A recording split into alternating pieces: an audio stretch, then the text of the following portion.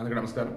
ముక్కోటి ఏకాదశి పర్వదినాన్ని పురస్కరించుకొని అసలు ముక్కోటి ఏకాదశి ఏంటి, వైకుంఠ ఏకాదశిని ఎందుకు అంటున్నారు, అండ్ ఉత్తరాది దర్శనం ఏంటి, అసలు ఈ మధు కైటబులు అనే వాళ్ళు ఎవరు, రాక్షసులకు సంబంధించి మోక్షం ప్రసాదించిన రోజు మనుషులంతా వెళ్ళి మాకు మోక్షం ఇవ్వని చెప్పి దేవుడిని ఎందుకు అడుగుతున్నారు అంటే మనుషుల్లో రాక్షసులు ఉన్నారా ఏంటి, అండ్ ఈరోజు అన్నం తినాలా లేదా, ఆల్మోస్ట్ ఈవినింగ్ అవ్వచ్చింది, తిన్నోళ్ళు తిని ఉంటారు, తినోళ్ళు ఉంటారు కదా, లైక్ ఆ మామూలు చెప్దాం. ముందుగా మధు కైటబులు అన్నవాళ్ళు మన విష్ణుమూర్తి ఈ యోగ నిద్రలో ఉన్నప్పుడు గుబిలేది అంటారు కదా, చెవులు వ్యర్థం, దాని నుంచి వీళ్ళు పుట్టారు రాక్షసులు. పాలసముద్రం కదా, మొత్తం నానా హడావుడి చేస్తూ పోతూ ఉంటారు.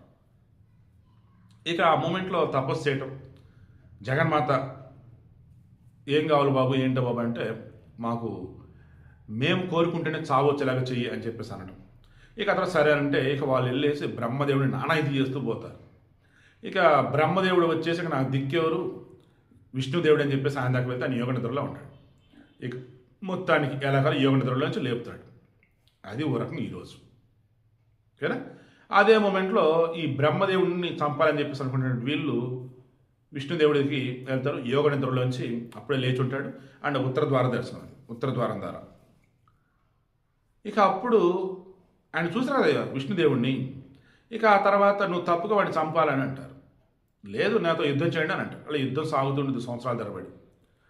అప్పుడు ఇక విష్ణుదేవికి గుర్తొచ్చింది, వీరికి జగన్మాత ఆశీర్వచనం ఇచ్చింది కదా వరం, ఏమైనా స్వచ్ఛంద మరణం, ఇంక ఇప్పుడు ఏం చేయాలన్నప్పుడు ఇక దేవుడు అమ్మవారిని ప్రార్థిస్తాడు.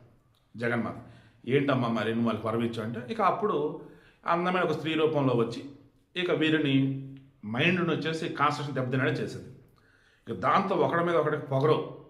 ఈలోపు విష్ణుదేవుడు అంటాడు, ఇంకా ఒక రకమైనటువంటి ట్రాప్లో పడిపోయారని చెప్పేసి ఏంటి మరి ఏమైనా వరాలంటూ కోరుకోండి, మీరు యుద్ధం బాగా చేస్తున్నారు, నేను వరం ఇస్తాను అంటే నువ్విచ్చేది ఏంట్రా మాకు వరం, నేనే మీకు ఇస్తా వరం కోరుక అన్నారు. ఇక అప్పుడు దొరికిందని నాతో యుద్ధం చేస్తూ మీరు చనిపోవాలి నా చేతులు అని చెప్పేసి అంటాడు. అప్పుడు వాళ్ళు ఏమంటారు, సరే కానీ నీరు లేనటువంటి చోట యుద్ధం చేద్దాం అంటారు. ఇక అప్పుడు విష్ణుదేవుడు ఆయన శరీరం పెంచుతూ పోతున్నాడు, వీళ్ళు వాళ్ళ శరీరాన్ని పెంచుతూ పోతున్నారు. బట్ ఈయన తొడలనే కదా, ఆ తొడల మధ్య ఇక వీళ్ళిద్దరూ ఇదవుతున్న మూమెంట్లో అప్పుడు ఆయన సుదర్శన చక్రంతో శిరస్సులు ఖండించేస్తాడు. సో ఆ రకంగా మధు కైటబులు అనే రాక్షసులు అంతమంది ఉంటారు. ఇక జగన్మాత కూడా అప్పటికే ఆమె వల్ల ఇదంతా జరిగింది కాబట్టి బ్రహ్మదేవుడు అంటూ ఉంటాడు, అసలు ఏంటి ఇదంతా అని చెప్పేసి అంటే అప్పుడు చెప్తాడు, శక్తి, ఆ అమ్మవారి శక్తి రూపం అనేది ఏదైతుందో ఆ శక్తి ద్వారానే సకలం కూడా వీళ్ళంతా కూడా ఈ రాక్షస స్వరూపాన్ని ఎవరైతున్నారో మన దేహంలోనే ఉంటాయి చెడు అన్నవి, అవి అంతమందించినప్పుడే మనం గొప్పగా ఉంటాము. వాటికి శక్తిని అనేది మనం ఎప్పుడు ఇచ్చిన వాళ్ళు అవుతాము, మనం కూడా ఆ రకంగా చెడు స్వభావంతో ఉన్నప్పుడు, అలా లేనప్పుడు మనం చెడుని అంతమొందించగలుగుతాం. సో ఇప్పుడు ఈరోజు వైకుంఠ ఏకాదశి ముక్కోటి ఏకాదశి అన్నప్పుడు ఏంటంటే ఉత్తరాయణ పుణ్యకాలంలోనికి వెళ్ళటానికి ముందు వచ్చే ఏకాదశిని వైకుంఠ ఏకాదశి అంటారు. దెన్ ముల్లోకాలన్నటువంటి వాళ్ళంతా కూడా కలగలిపి స్వామివారి దర్శనానికి వెళ్తారు. అలా దర్శనం అయిన తర్వాత అంతా కలగలిపి మళ్ళీ భూలోకానికి వస్తారు. అందుకని చెప్పేసి ఈరోజు ఉత్తర ద్వార దర్శనం, స్వామివారి దర్శించుకుంటే ముక్కోటి దేవతను దర్శనం పుణ్యం అని చెప్పేసి మరి రేపు ద్వాదశి, రేపు స్నానాలు చేసి మరో స్వామివారిని దర్శించుకుంటారు, అలానే పుణ్యం అంటున్నారు. ఇక ఈరోజు రేపు విఐపీలకి వాళ్ళకి వీళ్ళకి, ఇక సామాన్యులకు వచ్చేసి రేపు జనవరి 8వ తారీఖు 9వ తారీఖు వరకు తిరుపతిలో ఉత్తర ద్వార దర్శనం అని చెప్పేసి అంటున్నారు. ఒకరోజు 2 రోజులది. బట్ జగన్ తెలియదు కదా ఇవన్నీ, ఏగా చేసిన 10 రోజులు అన్నారు చేశారు, ఇప్పుడు అదే అలవాటు అయిపోయింది జనానికి. సో అంతమంది నేను చెప్పేది ఏంటంటే మీలో ఉన్నటువంటి చెడుని అంతమందించేసి మీలో ఉన్నటువంటి రజోగుణం తమోగుణాన్ని తగ్గించుకొని ఈరోజు సాత్విక భోజనం తీసుకున్నట్టయితే, ఉపవాసం ఉన్నా కానీ చక్కగా మనసు ప్రశాంతంగా దేవుడి చంద్రం ఉంచుకున్నట్టయితే ఆటోమేటిక్ ఈ ఒక్కరోజు కాదు ఏ రోజైనా సరే దేవుడు అన్నవాడు మీతో ఉన్నట్టుగా మీకు అనిపించింది.